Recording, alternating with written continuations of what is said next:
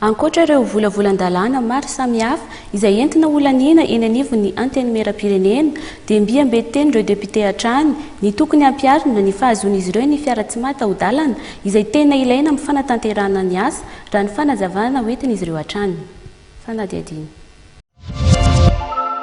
Mbola miteraka resabe hatrany sy nikasika ny fangatahan'ireo solombavambahoaka fiara tsy mataho-dalana izay voalazan'izy ireo fa zo efa azon'izy ireo ka tokony hampiarina. Raha ny nambaran'ny député ny toliara voalohany dia ilaina amin'ny asa manandraikitra sahan'izy ireo izany fiara 4x4 izany. Raha atao ny fandinihana dia ny solombavambahoaka no manao tatitra amin'ny vahoaka. Fomba ahoana moa zany ao anatin'ny circonscription anankiray ao raha ohatra ka izany 4x4 zany raha tsy afaka misy déplacer satria anatin'ny district anankiray any amin'ny 120 km ny commune hatrehiny. Raha izany naty tsy natao sakana amin'ny fizoran'ny raharaham-pirenena ireo solombavambahoaka raha ny fanazavana hatrany.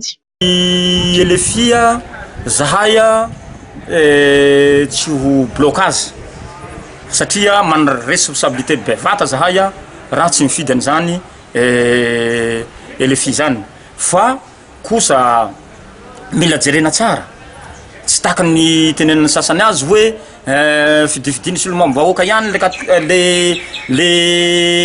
le fils le fer tsy zany fa mandinaka tsara ny solombavambahoaka mialoha ifidian'ny solombavambahoaka nio le fils le fer io fa miatrika ny lelefia moa zany tsika zao dia zahay tsy arakaraka ny fitenenana etsero am'le hoe tsy hifidy an'le lefia zahay raha tsy mahazo an'le 4x4 tsy atao takalonaina ny vahoaka malagasy. Tsivina trano fefahiny ampelatana ireo député amin'izao fotoana izao ny volavolan-dalàna momba ny teti-bolam-panjakana 17 sy 2 arivo.